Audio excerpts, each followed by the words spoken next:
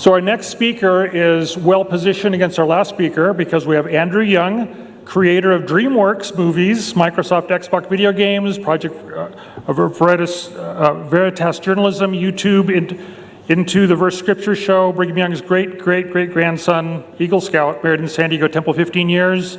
And so we're just going to turn the time right over to Andrew Young, who I think is going to show video. Okay, so. And this is the clicker? That's the clicker. Thank you. Thank you.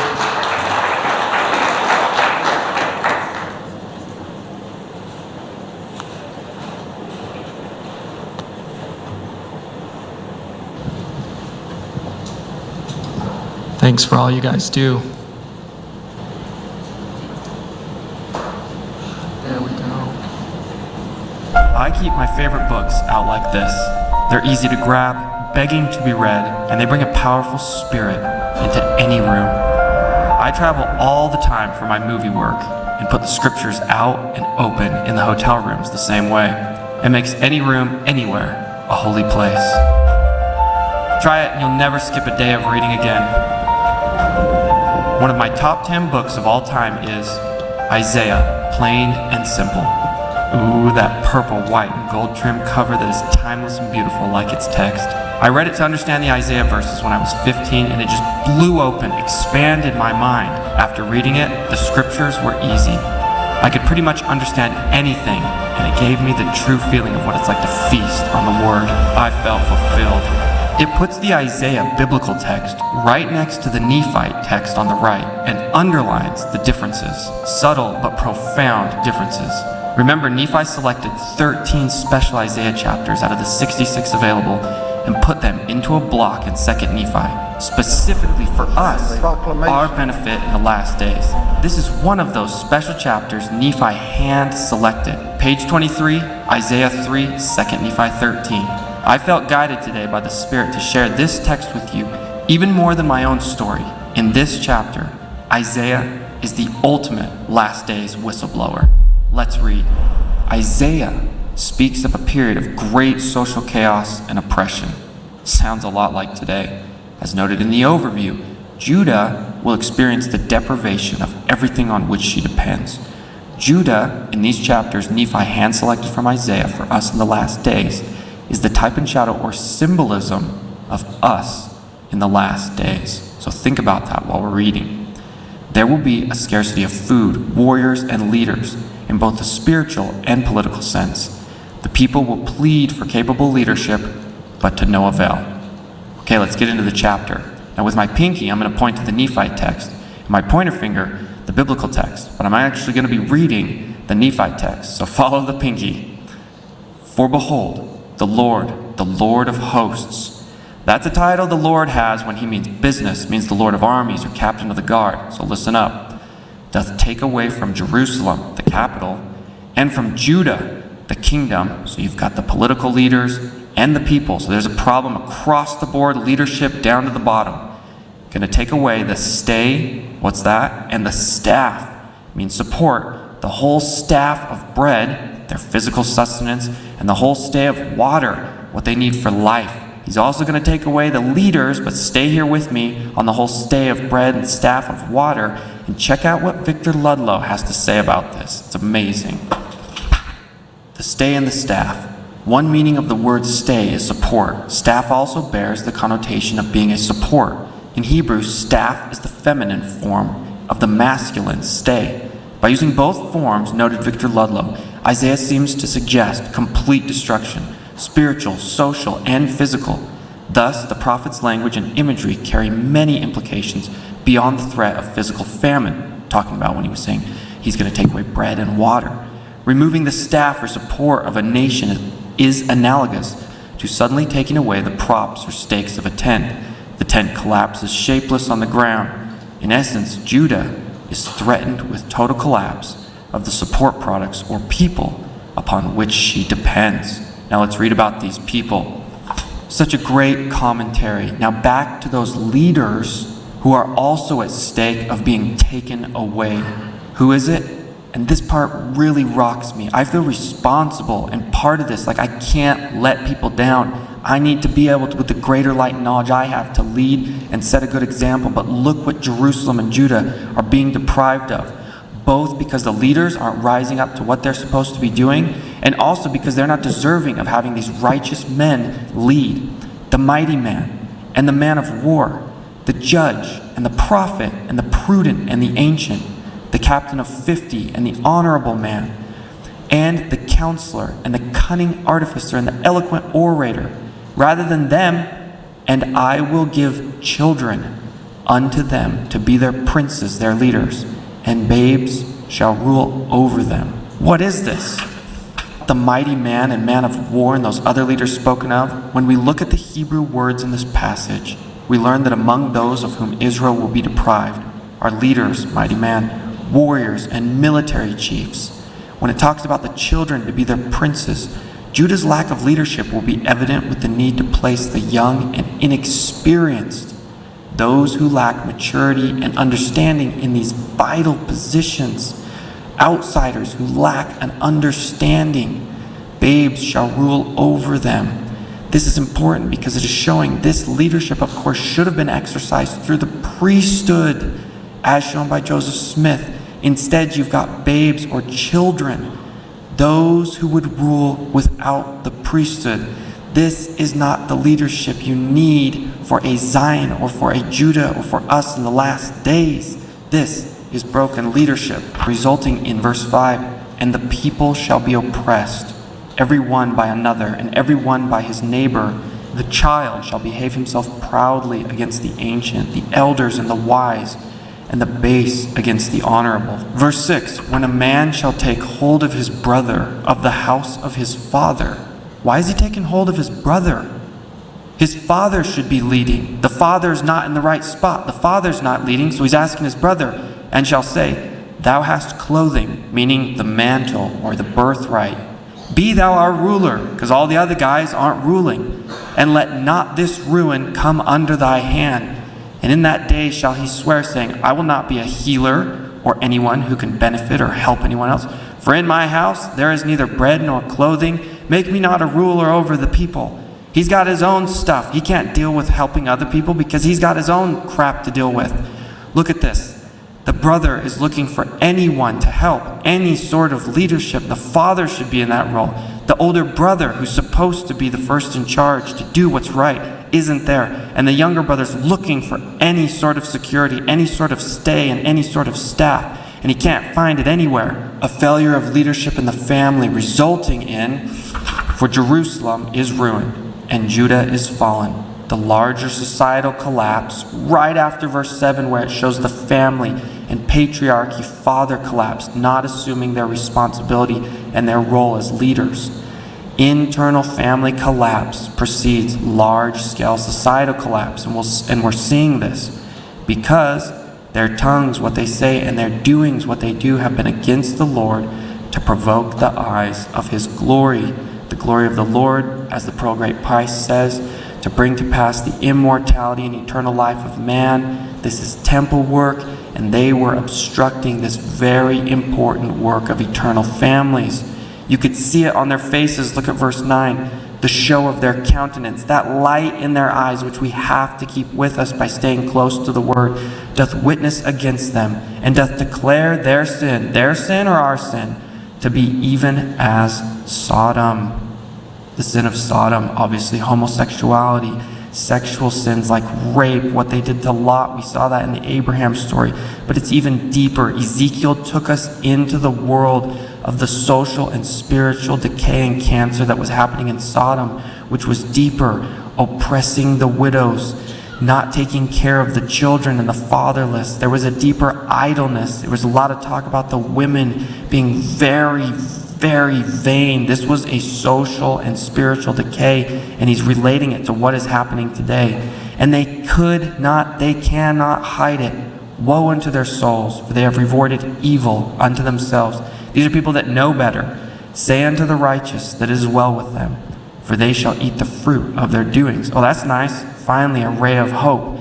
There are righteous in these times. There were righteous then, and they will eat the fruit of their doings. Woe unto the wicked, for they shall perish, for the reward of their hands shall be upon them. Verse 10 and 11, very, very visual illustrative of what I'm thinking of Lehi's dream, where you've got the people eating the fruit and all of those in the great and spacious building falling on the pride. Let's keep going. As for my people, children are their oppressors, and women rule over them. Non-priesthood and young and inexperienced leadership, broken, is resulting in, O my people, they who lead thee cause thee to err, and destroy the way of thy paths. Their patriarchy is being broken. The Lord standeth up to plead and standeth to judge the people. The Lord will enter into the judgment with the ancients, those are the wise and the elders who should be correcting things of his people, and the princes, the leaders. Therefore, for ye have eaten up the vineyard, meaning the leaders are taking things for themselves and not dispersing it, and the spoil of the poor in your houses. The leaders are taking and destroying the poor. What mean ye? Ye beat my people to pieces and grind the faces of the poor, saith the Lord, the God of hosts. The leaders are taking too much for themselves and not dispersing it. The have and have-nots are getting further and further apart. We're seeing this today. Like the end of a society with spiritual decay, the barometer of virtue and morals in this chapter is the daughters of Zion. Almost no changes between the biblical and the Nephite text. Moreover, the Lord saith, because the daughters of Zion are haughty, and walk forth with stretched forth necks, pride, not humility, and wanton eyes, seductive eyes that focus on carnality, walking and mincing as they go, and making a tinkling with their feet, trying to bring focus to their bodies, not their spirits. Therefore the Lord will smite with a scab the crown of the head of the daughters of Zion, and the Lord will discover their secret parts. Modern translation is, move their hair so you can see that the surface is hiding a deeper problem. The scabs that the Lord says, but it's deeper. It's their spirit not being the compass of the society that women are. In that day, the Lord will take away the bravery of their tinkling ornaments and the calls and the round tires like the moon. It sounds like Dr. Seuss.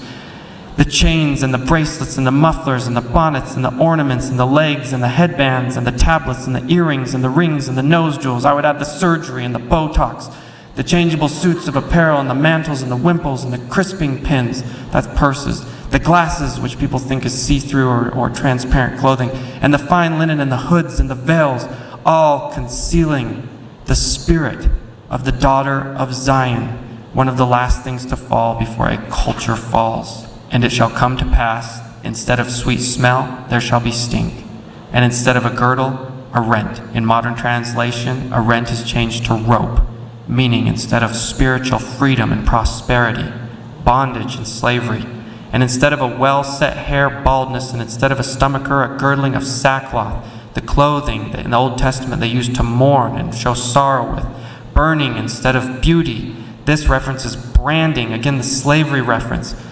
Thy men shall fall by the sword, and thy mighty in the war, and her gates, now referring to Jerusalem, those gates of those walls, those protective walls that are the last barrier, and the true strength of those walls. Isaiah says, I have graven thee upon the palms of my hand, and thy walls are continually before me. Meaning before an army is a wall, and before the wall is Jehovah, the true strength and protection. And her gates shall lament and mourn. Why are they mourning? Because they've forsaken. Have they? Have we? They have forsaken Jehovah, the one true strength, and she shall be desolate and shall sit upon the ground. You are not meant to be on the ground as a son or daughter of Zion. You are not meant to be sitting. You are meant to be standing as a leader, an elder, a teacher, a mother, a father, a prophet, a church that brings light into the eyes and the countenance of all of Judah or Zion in the last days. The takeaway from all of this is Isaiah courageously whistleblowing 2,700 years ago. Nephi hand-selected it for us in the last days around 600 BC. In 1995, Hoyt Brewster Jr. puts this together so we can understand it in the last days. And oh wow, is this relevant in the 2020s in the last days. It reminds men from all walks of life to rise to their duty and be the righteous leaders they are meant to be, and not shirk away their responsibility that the daughters of Zion must be who they were born in the last days to be, the defenders and exemplars of virtue and morals, not overstyled ornaments of seduction. Youth must respect their elders, and elders cannot abandon their leadership, forcing youth to lead in their absence. We must not become as Sodom, following their pattern of physical, social, and spiritual destruction. Isaiah has shown us how to course correct. It is up to us to courageously do so. You can do this. We can reverse this. You were born for this. This is what you were born to do.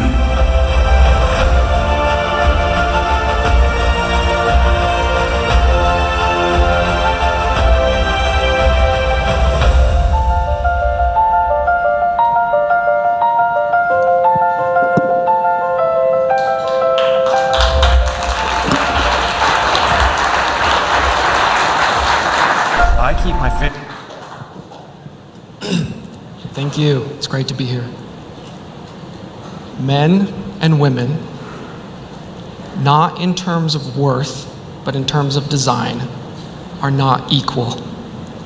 They are complementary.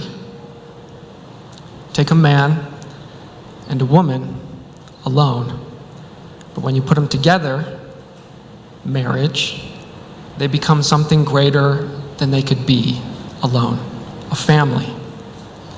Within this family, a man is designed to lead, to protect, and to provide something that fulfills the woman, security.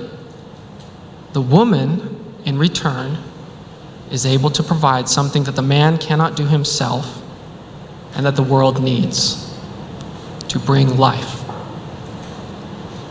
The beautiful result is when we fulfill the measure of our creation as men and women and come together in marriage and create families.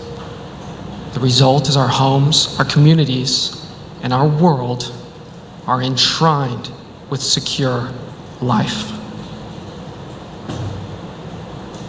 I didn't mean to hit the chair at the end. It's beautiful, isn't it? What happens when we abandon this? Like what is happening today, like what is in the proclamation to the family, what is in the temple, and what is in the scriptures. We end up with problems. And problems create something that I'm going to talk about with you today, whistleblowers. They are created by problems. It's the only reason I'm here, because I was courageous enough to whistleblow in defense of all of you at DreamWorks. But before we go there, I want to show you what happens and what whistleblowers are doing right now because we are abandoning those truths I just talked about that you find in the proclamation of the family. I speak to you today as a victim of one of the biggest medical scandals in the history of the United States of America. At the age of 12, I began to experience what my medical team would later diagnose as gender dysphoria. My parents were immediately concerned. They felt like they needed to get outside help from medical professionals, but this proved to be a mistake. I was fast-tracked onto puberty blockers and then testosterone. It's caused permanent changes to my body. My voice will forever be deeper, my jawline sharper, my nose longer, my bone structure permanently masculinized, my Adam's apple more prominent, my fertility unknown. I will never be able to breastfeed. I look in the mirror sometimes and I feel like a monster. We need to stop telling 12-year-olds that they're born wrong. Enough children have already been victimized by this barbaric pseudoscience. Please let me be your final warning. So that's a whistleblower within this month. It's beautiful. This is my story, and everything I showed you before, I felt guided to show you. And this is my story. It's from DreamWorks. You've seen the movies. But it's actually not a story about DreamWorks. It's a story about what social engineering is. And that's what I hope you can take away from today, along with whistleblowers, and then the finale. So this is the type of work I would do at DreamWorks. Now for the fun stuff, right? It's fun, it's fun. So I would create their hair. United States of America. I would create their clothing, their facial animations, and it was a wonderful job. Well, apology accepted. Go! Superman ain't saving you. It's hard. You're looking at shots, but I'm reliving them.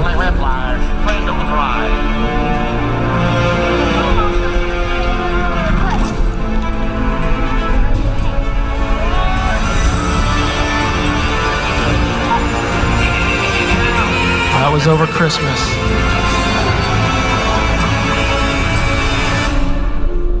I like this one. This was a blessing to be on this one.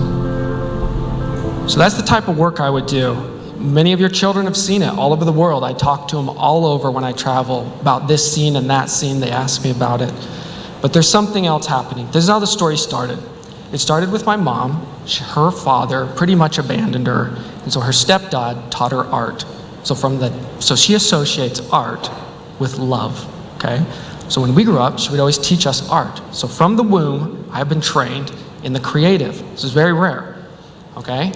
By the way, this is the road to get to DreamWorks, so I'm gonna get there.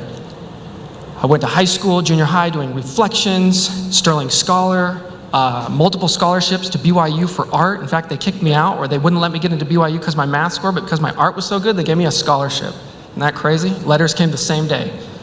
I excelled there. I did really great, and I had offers from Disney, multiple offers from Disney. One of my biggest mistakes is that I turned down working on Rapunzel's hair. I wish I could go back. And I went to Microsoft. I didn't want to work on shoot-'em-up video games, so I left, and I had an offer from DreamWorks.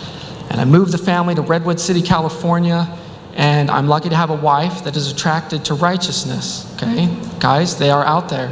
And so she comes, we love our life, we have one car, and like a wonderful wife, she takes the car during our first week there to go on a surfing trip, and I'm left with a beach cruiser bike, and this is the path I rode it to, over overpasses and everything else. No one had tested the chain, and this was day one of DreamWorks. That chain fell off maybe 6 or 7 times. I was sweaty, covered in grease, and late for my first day at DreamWorks. Let's see, there we go. Isn't it beautiful? Yeah, it was a dream. It still is.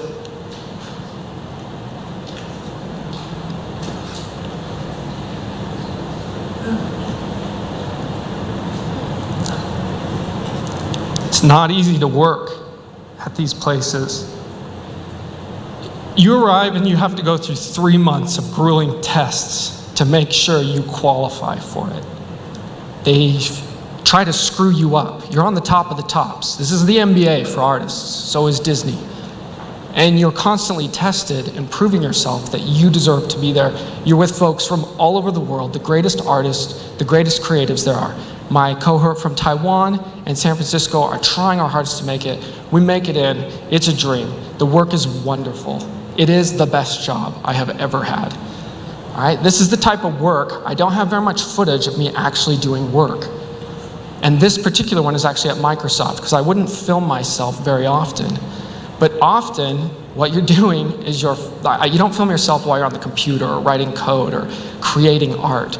You film yourself when you need reference. So this is reference, and they would use me a lot because I can wiggle pretty good, and I can, animate. You gotta have some animation in you. And so this is what we would do to use reference for how the characters would move and what they would do, and we would use this for our walk cycles and our animations and our faces. And then this is one I have from DreamWorks, because I didn't film myself very often. But I'm trying to make sure I can get this really important shot for Peabody and Sherman. It has to be timed perfect, and it has to be a piece of cloth that explodes on well, you'll see it. It's like a urn of coal in Egypt. So I had my friend from India helping me with the shot, and it has sound, but I don't know why it's playing, but we finally got something similar, and we were so excited, so I was able to create it, and it's very technically challenging to do this type of work. Very difficult. You would be amazed how long and how much time is spent on this artistry, but when it's put together, it creates a cultural masterpiece that can uplift and help and teach people and be wonderful. But this is where everything changes. They brought us into a meeting, and they told us we're gonna go over the whole movie. And what happens is after they show us the whole status of the movie, this particular one, they say, all right, does anyone have any questions? And one of my buddies, it's important, he is gay, one of my buddies says, by the way, we live and have very different views on life, but the reason we have a great relationship is because we're both craftsmen, okay? But it's important to the story. he raises his hand to the director and the producer, who are very big directors and producers. They are the director and producer of Lion King and Beauty and the Beast. And so these are not nobodies. And who's running it is Jeffrey Katzenberg. So we're in the meeting, and he raises his hand, very disappointed after we've seen the progress of the movie, and says, why is the villain so awful? What is the backstory? What are we doing? The story sucks, with a lot of curse words. And the producer, frazzled, gets up, and this is where she says, do you know who the religious zealots are? Do you know who the religious zealots are who voted for Proposition 8? And that's who she's talking to.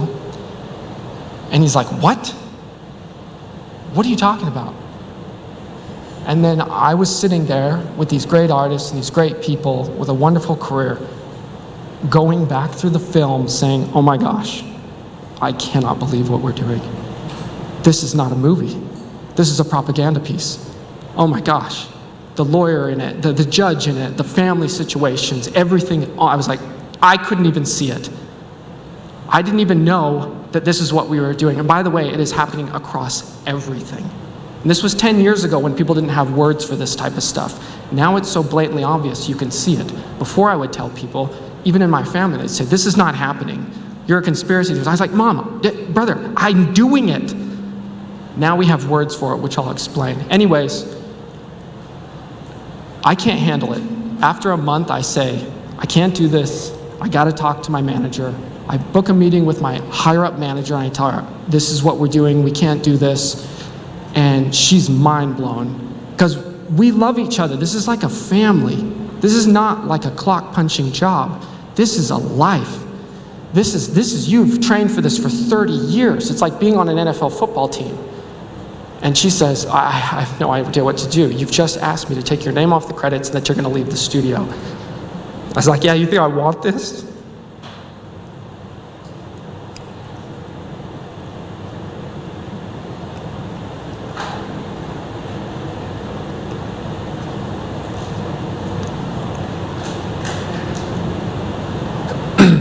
That's the question he asked. Why was the villain so bad? That's what started everything. She puts me in with my next manager.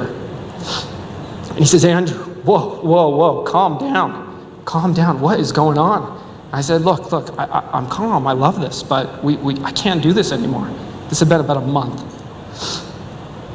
And he says, all right, I'm gonna bring you into the room, and we're gonna go through every part of the movie that would offend a religious audience. The meeting lasted 5 minutes because I said, Damon, just Google what we're putting in these mouths. Just Google the words. Up popped the Heritage Foundation, up popped the Catholic Church, up popped the Mormon Church, the LDS Church, the Proclamation of the Family. And he's like, okay, this is beyond my pay grade. I'm sorry, but you're telling us, and the other manager was there, what you're telling us is that we're not being deceptive enough. And he ended it. This wasn't an agenda. Every meeting I went through made it worse. He said, he sent me to the main manager. Her name is Holly, higher up manager. And I'm going to tell you what happened in there. But first, I need you to make sure that you understand everything that's happened so far. I learned in these meetings, this is not called agendas, or what you call today woke, or what you call today brainwashing, or agendas. It is called social engineering, okay? That is the term it is used for. It is the architecting of people's minds, and it's best done for children. I did tell them in the meetings that I would not go to media, but if anyone asked, I would be forthright in telling them the story. Because you understand, there is a great deal of liability in telling this story on me. It does not help my career. How is this done? How do you form or architect the minds of children and people? And it's happening across the board, every studio, especially children's one. Music, it's happening in corporations. I see it everywhere. There are even inklings of it in our church, and I'll get to that later. Take the words of people you don't like and put them in the mouths of villains, or what they do, or how they dress, or how they behave. Have the villain say those words, then have the villain do something psycho. The child now associates those words, or that person, or that group of people. By the way, it was you, and Catholics, and Heritage Foundation, and Christians. They now associate you with villains. This is how you create young people that begin to say things of anger against you, and you have no idea why. They watch these on loop over and over and over and over again. Here are the targets. I'm going to do this from the back. Jesus, you will not believe one of the examples I show you of how far it has gotten. Christianity, conservatives, Heritage Foundation, capitalism, tradition, fathers, mothers, men, patriarchy, the church, Catholics. These were specific ones we were targeting. Objective, why would anyone do this? Okay, this is weird, but why would anyone do this? The answer is you are in the way. Your beliefs, my beliefs, what you think are in the way of a lot of control and a lot of power. And if you can get rid of that pesky father, if you can get rid of that pesky church, it is sure a lot easier to run things. The famous quote that I love is, any knee that bows to God is a knee that will never bow to a tyrant. So you have got to remove God. Who's doing this? There are key people inside the organization, like at DreamWorks or like at Disney, who are doing this, okay? They get hired on and they do it, they push it. But in our case, it appeared to be external people trying to push their will on DreamWorks for their ends, or on other groups. So it can happen with exterior people trying to say, I want to use your platform and your megaphone to socially engineer. And the organizations of culture, like DreamWorks and like religions, are the prime targets to socially engineer people. All right, that's why they were going after them. Is it political? Yes. Were politicians involved? Yes. Do we have extreme connections in media with China and foreign countries? Yes. It would be outrageous not to tell you, because this is how it is done in other countries, and they're implanting it over here. Are there motives and benefits for making deals with them? Yes. The largest middle-class population in the world. Do you know how much money you can make off of that? And this was often brought up. The key lesson, and this is what cost me my job, this is what cost me my money, this is what cost me too much pain. In that final meeting, this is the result. Holly, wonderful lady, trapped, though, in a bad situation.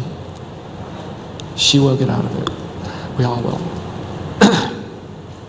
She said, Andrew, what will keep you here? Look, I get this. This is a problem. We'll switch you on to different movies. We'll do it. It was happening on all the movies. I said, why don't we do this? And I have to give them a really strong congratulations for how they handled me. Why don't we do this? Why don't we take it out? We could just have a great story like we always do, like Prince of Egypt or any of the other great, even Shrek. Why don't we just take it out? Kung Fu Panda. Oogway is divine. That's the old turtle. Or if you're not willing to take it out, let's just tell people. Let's just tell people what we're doing, and then they're okay, right? I'm not going to take my kid because I don't want this to happen, or I will take my son or my daughter because I agree with it. And I gave them the example. What if we were pitching everyone should have guns, something they hated? I said, what if that was happening? Wouldn't you be pissed that people were secretly pushing that and trying to indoctrinate your child? Oh, wow, that really stuck with him. I was like, wow, I didn't think that would work so well. Her response was, we'll never take it out unless an audience gets mad. The lesson here that I hope you take away is that costs a lot of money and a lot of pain, a lot of heartache to learn that, but that reveals who's in control of Hollywood, who is in control of the movie industry, who does the director report to? Your money, you. If you go to your movie theater and you say, I want my ticket back, there was social engineering in that, it doesn't take it away from the movie theater. It takes it away from the studio. And what you buy and what you go to and what you fuss about and what you get mad about and what you allow perpetuates more of that same thing. If you go to the Barbie movie, they're going to make more of the Barbie movie. If you go to the Sound of Freedom, they're going to make more of the Sound of Freedom. Okay? So that revealed that, oh my gosh, there's someone in charge of the director of the studio. I was like, mind blowing. Really? The audience can tell you what to do? Flip it, flip it. That is one of the most important lessons. The next lesson, she said, we're never going to take them out because they'd be furious. You would be furious if you found out this was happening. So we're never going to take them out. This lesson was how dangerous it is to hide things. It would not be so bad if they just came and told you, you know what, we made a mistake and we're going to let you know what it is and keep doing it. Hiding it is a far greater error. That's what social engineering is. I'll show you 2 examples. Oh, sorry. Last thing, I was not the only member of the church there. We need to do better. If the other few members of the church who know everything we know would have stepped up and helped more, I do believe we could have saved DreamWorks. I do believe we could have saved the studio. You cannot be afraid and skittish and wimps when the time comes to stand up for everything you've been taught. Wait a minute. This is an example of social engineering. This is against men. Watch what it's doing. This movie is made for young boys. Watch what it is creating young boys to become. Wait a minute. When everyone became the special, didn't we all become leaders? No offense, I sense no leadership qualities from you. My readout confirms you to be soft, fragile, and a less than worthy opponent. Hey, you watch what you say about Emmett. He saved the universe a few years back. This guy was a fierce warrior. Okay, well technically I did the warrior stuff, but... So you fought, and master built, and kicked butt, and then the hapless male was the leader. Well, you know, he was a symbol for that we all have ideas, and, But you did all the work. Well, hey, Emmett is the sweetest, most optimistic guy you could ever meet, and I know those qualities are not useful anymore, and that Emmett isn't changing with the times and lacks a killer instinct, and in general just isn't tough enough. I can't believe they were this frank with Yeah, it. but this guy is the special. Well, at least he was. Silent. I can't believe that got through. You might wonder why your boys are not growing up to be strong men. I'm going to show you this one because this is about as far as it gets. This is Antichrist, replacing him. One of the things they're trying to do is get rid of traditions, marriage, men. But this is as far as I've ever seen it. This is Christ. 'Cause when we're together, By the way, this is the relationship they want. it's to be.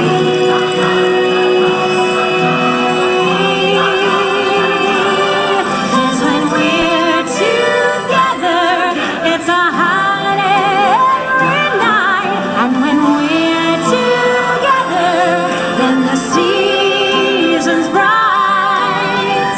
I don't need the bells to ring them. I know when it's here. I know when it's here. 'Cause when we're together, I could stay forever. And when we're together, It's my favorite time of year.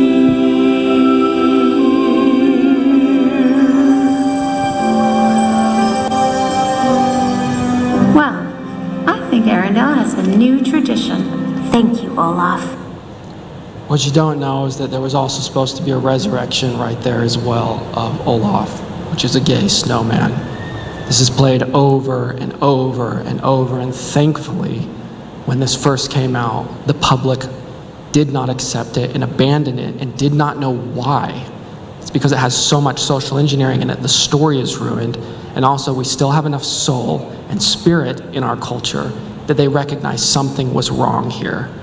This is the goal, to replace Christ and to replace Christmas and tradition. This one is about fathers. Oh no! This one is the specific one I'm referring to. This was the one that busted open DreamWorks. What happens is there's a character. I'm going to leave it here. There's a character. Her name is Grunion. This is you. This is you. This is a Catholic. This is a Christian. She's uptight. Everyone hates her. This is the one who had no backstory. Isn't that ironic? They don't know your backstory. They don't know why you think what you did. Chances are, if they did, they wouldn't write characters like this. She does very cruel things to families. She does very cruel things to dogs. She does very cruel, I'm not saying you do, I'm saying this character. They're trying to associate these bad things with us. She does very cruel things. She does something psycho, and then she screams, the foundation of our society is the family. And she chucks axes at everyone. This is when Damon said, what he's telling us is we're not being deceptive enough. The line they grabbed, I wish I had a pointer, is the very bottom of the Proclamation of the Family. We call upon citizens and officers of government everywhere to promote these measures designed to maintain and strengthen the family as the fundamental unit of society. So that's what they wanted to associate with evil. It's sad they missed the part before it where it talks about what happens when we do this. That was it. This was the character. This was the social engineering. And amazingly, and applauding to DreamWorks, once I brought this all up with them, they took it out. So I'd like you to give a round of applause to them for saving the Proclamation of the Family in this movie that millions of children all over the world, all over every country watches this. I talk to people I have never met, and I talk to them about these characters and these things that happen. They all know them. And they got it out. It took my job, it took my career, and it was hell to do, especially the aftermath. But that is what we saved, and that is what we have to continue to save. They are still doing it. Disney is doing it. Several others are doing it. I'll get to that in a minute. That was the short version of the story. If you want to see the full version of the story, it's in this podcast. And I think that's why they asked me to come here. My neighbor asked me to go on this podcast and to tell the story because she kind of knew about it, because I had told her just, she had asked, about what happened and things. She asked me to go on the podcast. I did it. So I think that's why I'm here, because you guys heard it. This is not to do anything other than to give you a visual example of what social engineering is. Who is making the movie here? And it could be any politician or any activist. This is just one we took at DreamWorks. The movie maker, the artist, the creative is not making a story. Someone else is creating a story with some sort of thing to put in it. Okay? That's all it was. I tried to find one of a Republican so it would be equal. I only found Trump holding a Bible when I asked, is there a video of Trump holding a camera? I would love to show you this part, but this is at the heyday of DreamWorks, how beautiful and wonderful it is. And the message that I want to add to this is you do not want a world without DreamWorks. You do not want a world without Disney. You do not want a world without your church, without Boy Scouts. And this is as beautiful as it got. Katzenberg and Spielberg making this Moses interacting with Jehovah is one of the most beautiful, artistic, wonderful things you have ever seen in The Prince of Egypt. But we're not going to watch it. We're going to watch what happened to DreamWorks. On NBC Bay Area, it's the end of an era. DreamWorks Animation, which gave us movies like Shrek and How to Train Your Dragon, is closing its Redwood City studios. It's a cost cut. Hundreds of jobs will be cut. NBC Bay Area Scott Bunman was invited to the studio's last hurrah. Scott, you're in Redwood City there. There is a house built out of stone, wooden floors, walls, and window sills, tables and chairs warmed by all of the dust. This is a place where I don't feel alone. This is a place where I feel at home.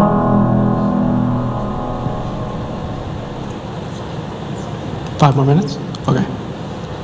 It's called PDI because that's what DreamWorks acquired to make Shrek and all of the 3D animation movies. They say we have 5 minutes, so I'm going to go through the next part really quick. But that's what happened. I believe social engineering is a close sister to what you know as priestcraft, a close relative.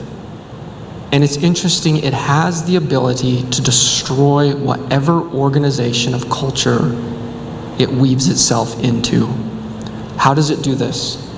When social engineering enters an organization, it prioritizes itself over the core value that that organization provides. In DreamWorks, it was good stories and movies. That became secondary to propaganda or social engineering, the message we had to tell with social engineering. It destroyed it because people fundamentally didn't like it. That can happen in a church, it's happened in Boy Scouts, it's happening at Disney right now. I'm gonna skip the next part, which is what happens when we have problems, which is whistleblowers. And luckily, I found a lot of other folks just like me. Very good friends with the ESPN, Trevor, Google, you got Ryan from Facebook, a lot from the government, people from media, even from Hasbro, all dealing with the same stuff. And they always say, you gotta get in the photo with us, but I'm the one taking them. So this is with Project Veritas. I'm gonna go through this. You can photo this if you wanna know. I do think it will help the church, and I do think it will help all of us if you understand how to deal with whistleblowers, why they come, and what to do about them. Bottom, they are a key marker before destruction. These are whistleblowers. You actually love whistleblowers. Joseph Smith, even God. You think God saying none of them are the right one is not a whistleblow? The founders, the Gracchus from Rome, Jesus, Snowden, all trying to do something. This one's one of the best. It's easy to love a whistleblower from then, but not one from today. Here's what you can photo if you'd like to know how to handle whistleblowers in an organization.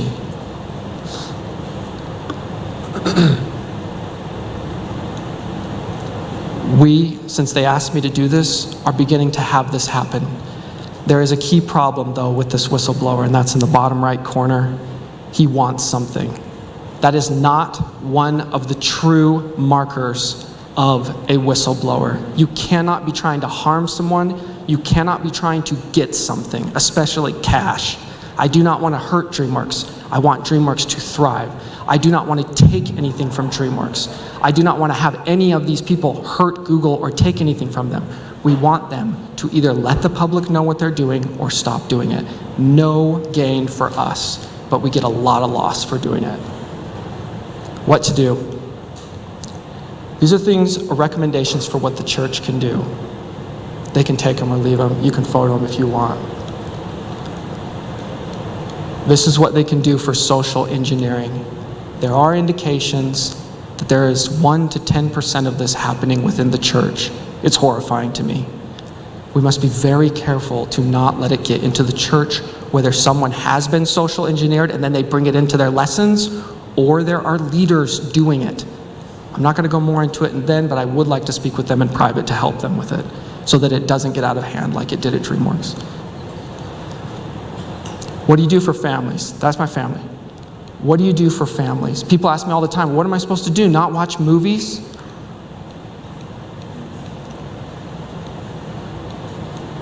Sorry.